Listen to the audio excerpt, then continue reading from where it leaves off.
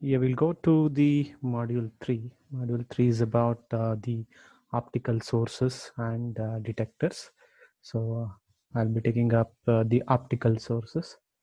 So the optical source is often considered to be the active component in an optical fiber communication system. Its fundamental function is to convert the electrical energy in the form of current into the optical energy. So optical sources are your LED and your laser. So it converts. So initially, if you have want to send any data in terms of light through your OFC cable, you get the data in terms of electrical signals, and you modulate them and you send it to your LEDs or lasers. And LED and lasers are the one which converts your incoming electrical signals into the optical energy or optical signal. So that will be done by your LED and laser. So we have to study these LED and lasers. Okay, so the optical source, it's always an active component. The optical source is LED and your laser. So they convert electrical energy into the optical energy, light. That means they convert the electrical energy in one wavelength, one frequency to the optical frequency band. Okay, so we know the wavelength, so which is around about 0.7 micrometer to 1.4 micrometer. So if any information is in that particular range, so information will always be in the optical energy. Okay, so that is the one. There are three main types of the optical sources or the light sources are available. One is the wideband continuous spectra sources, that is your incandescent lamps. So that gives a wide band sources. Wide band source means many optical wavelengths are present within that particular source, so it is a wide band source. So normally we don't prefer these wide band sources because we want the optical signal to get into the core and reach from transmitter to receiver. So as it is a wide band, there are chances that the signal will spread. So signal will spread out of your core and most of the information will be lost, so we don't use this. So the next two things, the monochromatic incoherent sources. So that is your light emitting diodes. So we'll go through what is monochromatic, what is incoherent, and all these things. So one is LED, another one is a laser, light amplification and stimulated emission of radiation. Stimulated emission and radiation. Okay, so in the early stages of the optical fiber communications, the most powerful narrowband coherent light sources were necessary to uh, for the reduction in attenuation as well as dispersion. So initially they were using the gas lasers were utilized initially. Later they shifted to semiconductor injection laser and as well as LED. Okay, so because whatever the optical sources, the signal which is generated from your optical sources, so should not attenuate when it is transmitted over the length of the fiber, and the dispersion should be less, so it should not the signal should not disperse. Okay, so for that lasers and LED, that too a semiconductor injection laser and LED suits better for your optical communication. Okay, there are requirements for your optical fiber emitter. So these requirements should be satisfied for the purpose of transmission of information from transmitter to receiver. So you can call it there are 10 to 11 requirements are there. So apart from that, in exam, instead of asking the requirements, if they ask the characteristics, you should write this in the characteristic form. Okay, so first we'll go through the requirements of an optical source. Okay, first one is the size and configuration compatible with launching light into an optical fiber. Ideally the light output should be highly directional. So whatever the light source you use, eitherwise an LED or a laser, the light beam generated by from this source should be directional, that is in one direction. So the light beam has to be narrow, it should not have a wide bandwidth. So the moment if it has a wide band, so the more some of the power will get into the cladding. That's why it should be directional. When it is very directional, you can easily send it from transmitter to receiver with less attenuation. Okay, that is first one. Second is must accurately track the electrical input signal to minimize the distortion and noise. Ideally, the source should be linear, so it should be a linear kind of thing, and it should minimize the distortion and noise present. Uh, okay, and it should emit a light at wavelength where the fiber has low losses and low dispersion. So the wavelength, so as we know in the second module that the wavelength is related to the attenuation. So we have seen the different bands of wavelength within which your attenuations are high, and in some of the wavelengths dispersion is less, in some of the wavelengths attenuation is less. So the sources should have the capacity to emit the light at a wavelength which gives your low losses and low dispersion. Okay, so and so it should be the light source, the light which is generated from your light source should be simple for the signal modulation. Okay, so and also it must couple sufficient optical power to overcome the attenuation. So coupling comes into picture when there are two different fibers and you want to couple them, and the energy within the first fiber should enter into the second fiber and it should couple. So coupling that is called as coupling, and coupling efficiency should be high. So the optical source, the light beam which is generated from the optical source should have a very good coupling efficiency. Okay, and the should have a very narrow spectrum, same thing. So it should be very directional, and it should generate a light beam which is very narrow. So must be capable of maintaining stable optical output in which largely unaffected by the changes of ambient conditions, that is the temperature inside it. So it should be stable, optical signal should be stable, and it should be essential, and it should be cheap. So the source should be comparatively cheap, and it should be highly reliable, and in order to use your conventional transmission techniques, so high reliability should be there, and the low weight, it should be have a low weight and low cost, as well as it should generate an high optical power. So these are some of the requirements of your optical sources. So to be an optical source, it should satisfy these properties. So in the same case, instead of asking the requirements, if they ask the characteristics of the optical sources, you can write down this. So these are the characteristics which will be where your LED and your laser will satisfy. Okay, so LED and laser will satisfy these requirements, and these are the also the characteristics of your optical sources. So you can write, instead of writing it is highly directional, should be highly directional, you can write the source, LED source and laser source generate a light beam which is highly directional. So concept is same. Instead of representing it as a requirement, so you tell them that that is the characteristics of the light sources. So requirements and characteristics almost same, because most of the things are satisfied by your LED and laser. So in the first page where I've explained about the monochromatic and incoherent sources and monochromatic coherent sources, we'll go ahead and see what is the monochromatic light and incoherent light, and as well as the coherent light. Okay, so we'll go through it. First, we'll go for monochromaticity. Okay, so maybe you have heard it, monochromatic light, in your first PUC. So monochromatic means the same color. So if a light source generate a light beam which is of a same color, so visible light is always white color, right? So like that, if it is having only one kind of color, then you say that light as a monochromatic light. But you have to analyze that particular light beam internally and say whether it is a monochromatic light or not. So normally the visible light is a white one, but it is in turn consists of 7 different wavelengths. Okay, it is the combination of 7 different colors which we know. So that is not a monochromatic light, but basically monochromatic light means it should generate a same color in the sense technically, so it should generate a same wavelength. Okay, only one kind of wavelength should be there. The light beam should not be the combination of different wavelengths, then it is not a monochromatic light.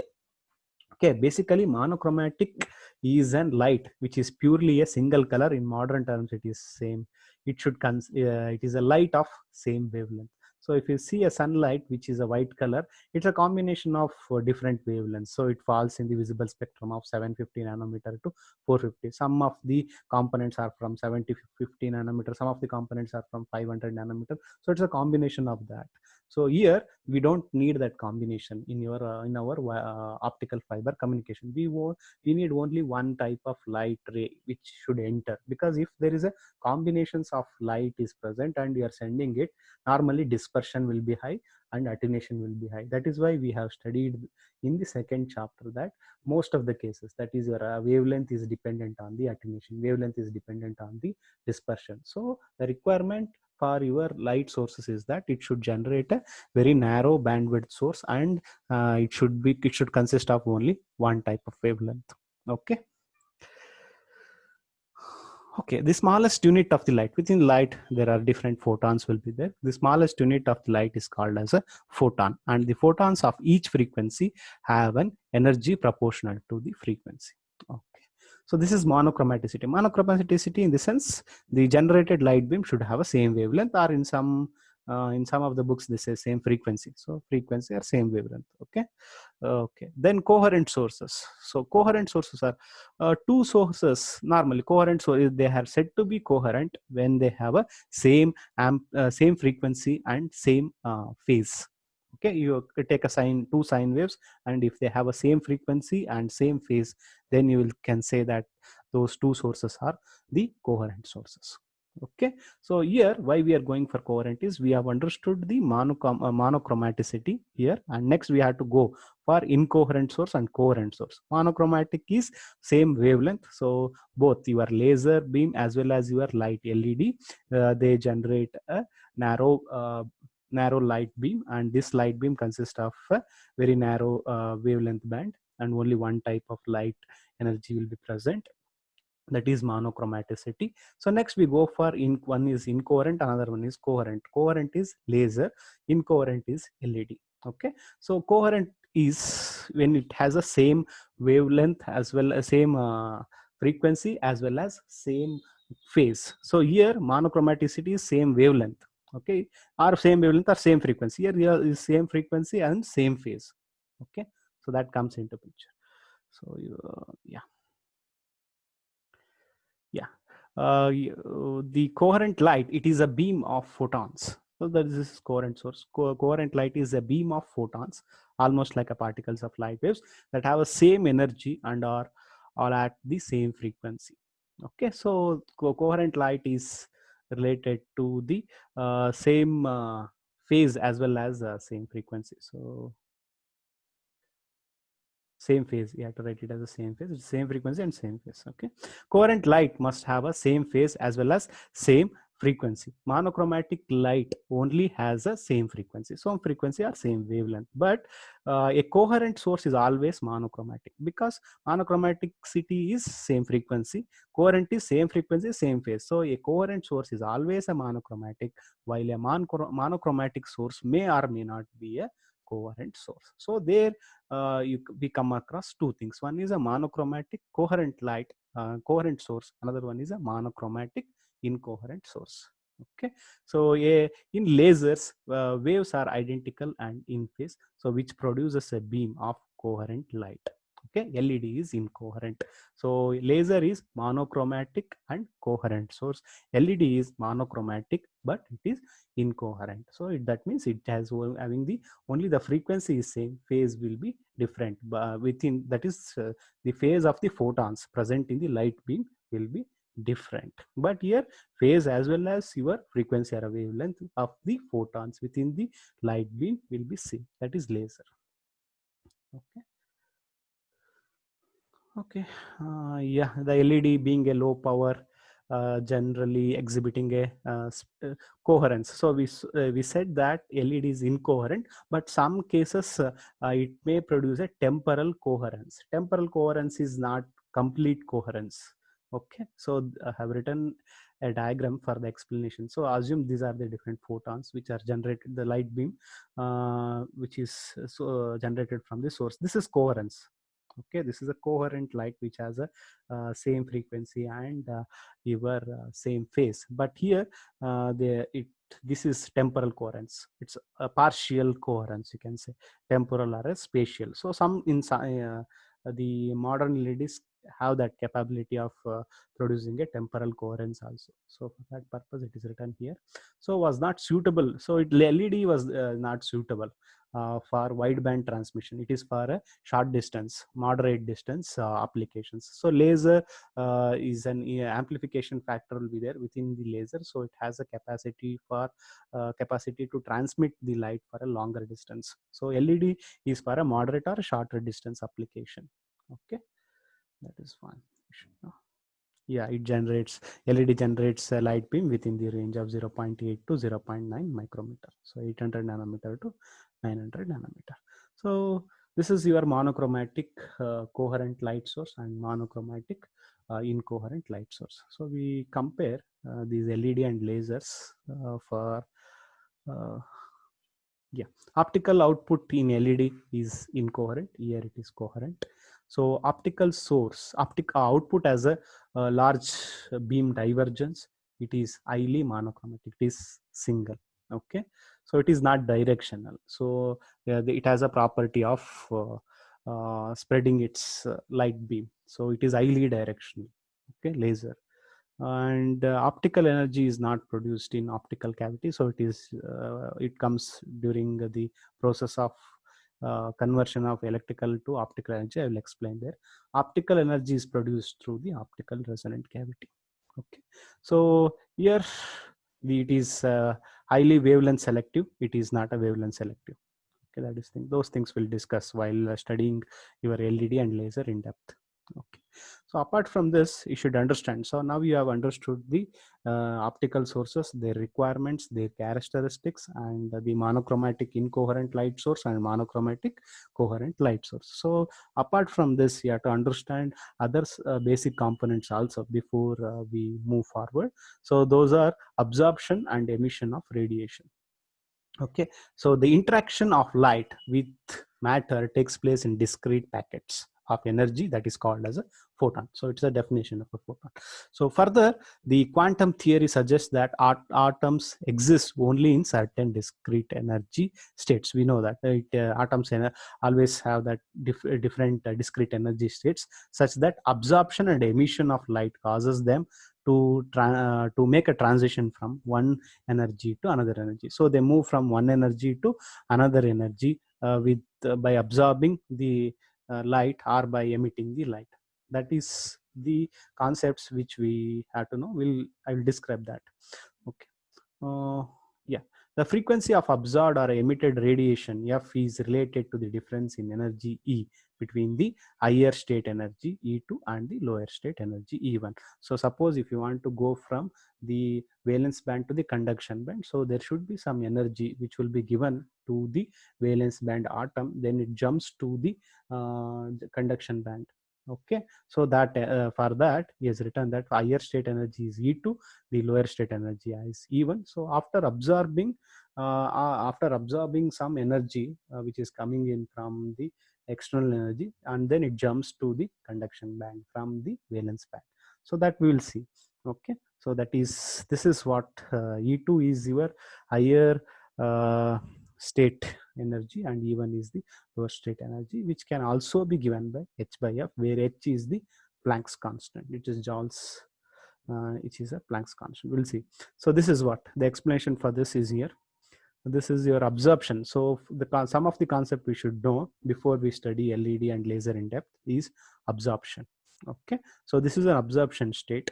So suppose your atom or a photon, atom is present in the valence band and it has to jump to the conduction band. It takes the energy or a light beam from the external and it jumps to the next state, that is your conduction band. So that is called as the absorption. From here it jumps to the final state. Okay, so that is your absorption, so which is represented by, I will explain this here. Yeah, the black dot whatever indicates the atom before it's a transition to energy state. An atom is initially in the lower energy state E1. So before absorption it is in the lower energy state E1, when a photon with an energy E2 minus E1. So photon, it's an energy. So this, the photon which is entering here, we assume this as the energy which is having E2 minus E1 energy present in this particular photon, and an atom is here, and this atom takes the energy from this and jumps to this conduction band. That is your initial state. That is absorption. Okay, so an atom is initially in the lower energy state. When a photon with energy E2 minus E1 is incident on the atom, it may be excited into the higher energy state E2 through the absorption of the photon. This process is sometimes referred to as a stimulated absorption, or stimulated absorption. Okay, next, alternatively, when an atom is initially in the higher state E2 and it makes the transition to the lower state E1, providing the emission of a photon at a frequency corresponding to the equation. Okay, so the second, this is called as emission. Other is, this is called as emission. So assume that this atom is initially present in the conduction band. It releases some energy before jumping into your lower energy state, so that it releases the photon and gets into the lower state. So this is called as emission. So in that, there are two types of emission. So spontaneous emission and stimulated emission. Okay, so energy is released and it jumps from higher state to the lower state is called as an emission. So absorption is different, going from lower state to the higher state by absorbing the energy from the photon. Okay, so we study a spontaneous and stimulated. Okay. Okay, so what is the energy present in providing the emission of a photon? The energy is given by E is equal to E2. This is higher state energy present in the higher state. This is in the lower state, so it is represented by HF. Okay. So this emission process is of two types. One is spontaneous emission, another one is stimulated emission. Okay, by spontaneous emission, in which the atoms returns to the lower state is entirely in a random manner. So that means the energy which is coming out will be in random manner, and it will not be added with any of the photons, so that there will not be any amplification factor. It generates the energy randomly and it goes out. That is your spontaneous emission. So spontaneous emission is the one which is used by your LED. Okay, so before releasing the energy, it spontaneously emits the energy and gets into the lower state. That is your LED. Okay, so next is stimulated emission. So stimulated emission is the one which is followed by your laser. Okay, laser light. So when a photon having an energy equal to the energy difference between the two states interacts with an atom in the upper energy state, causing it to return to the lower state, then the creation of second photon. Okay, so in case of stimulated emission, so here you observe that here it is jumping from the higher energy state to the lower energy state, and then it is generating the light beam. This is your spontaneous emission. So it is not in phase with any of the photons if it is present. Okay, so that is, it is in random fashion and it's generated. So there is no concept of amplification. Here the only difference between spontaneous emission and stimulated emission is here it will release the energy as well as, so it releases the energy, so it jumps from higher state to the lower state, which generates a photon. And this photon so the how it jumps from higher state to lower state is, it takes the energy from this photon, and then it jumps from higher state to the lower state and releases a photon. This photon and the incidented photon will be in phase. Okay, when will be in phase and also of a same frequency. When both are having the same properties, they will add up together. When they add up together, then there is a concept of amplification comes into picture. Okay, so that this is the one which is stimulated emission, is the one which is followed by your laser. So that is why there is an amplification, light amplification and stimulated emission of radiation. So stimulated emission is followed by the laser. So in the earlier cases, in spontaneous emission, where LED follows this spontaneous emission, it will not take the energy from the external photon. It just jumps from the higher energy state to the lower energy state by releasing a photon. Okay, so in a random fashion. So this is what is followed by your LED. There is no amplification factor. Here in case of stimulated amplification, there is a stimulated emission, there is a factor of amplification. Your laser follows it. Okay, so these are the things before you actually enter into LED and laser, you should understand. Okay. Yeah, whatever I explained it is here, spontaneous emission, because they will be having a same phase, same polarization and all these things. That's where they add up together and leads to the amplification factor. So another two concepts which you should know last, these are direct band gap and indirect band gaps. Okay, so in order for an electric transition, so when you're going from your lower energy state to the higher energy state, or you're coming from higher energy state to the lower energy state, some of the energy is absorbed or some of the energy is emitted. Okay, so in that, what is the band gap? So direct band gap and indirect band gap. Okay, so conduction band before observing and emission of a photon, so that we have seen.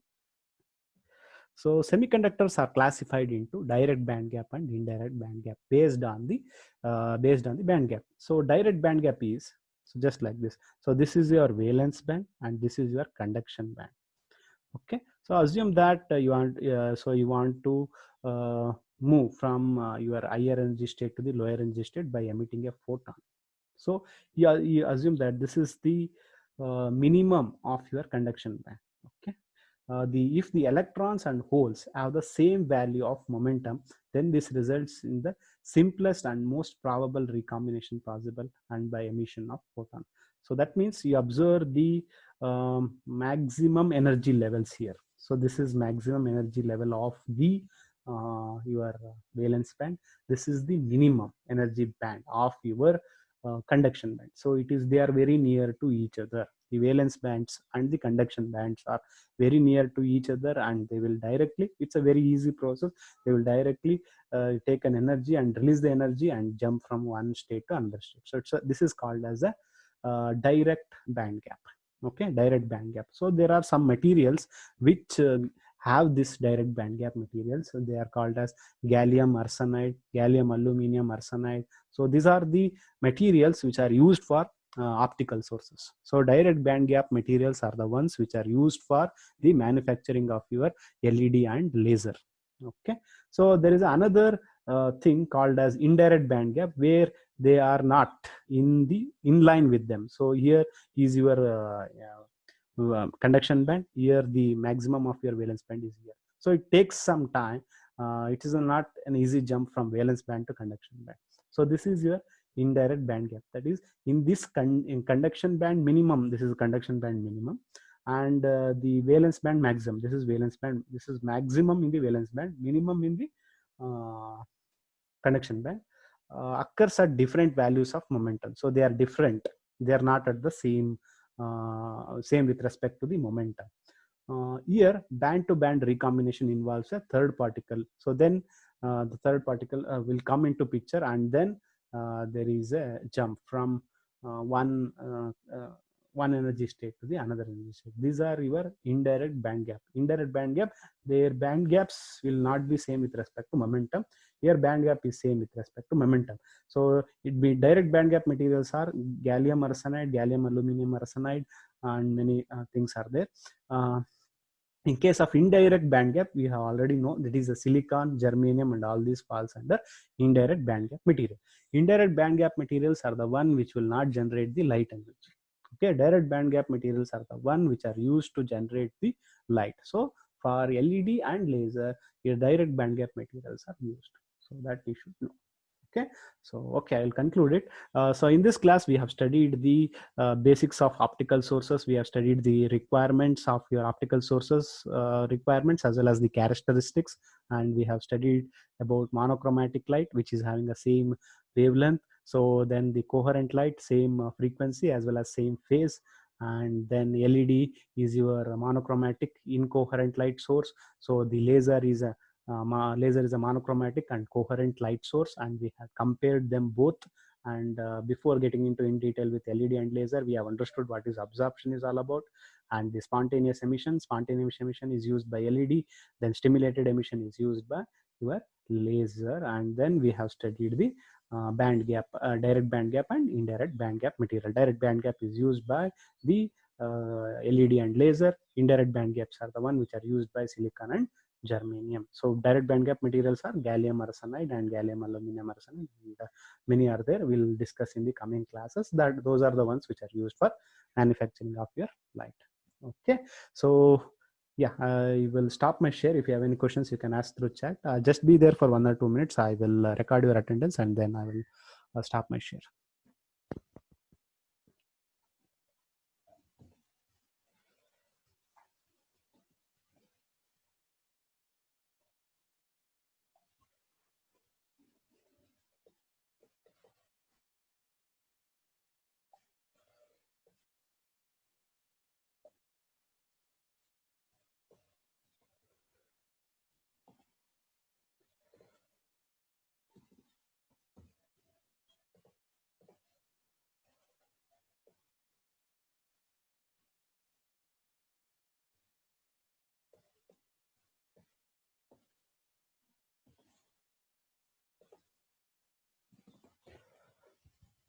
Okay, thanks for attending the class. I have recorded your attendance. Yeah, I'll end my meeting.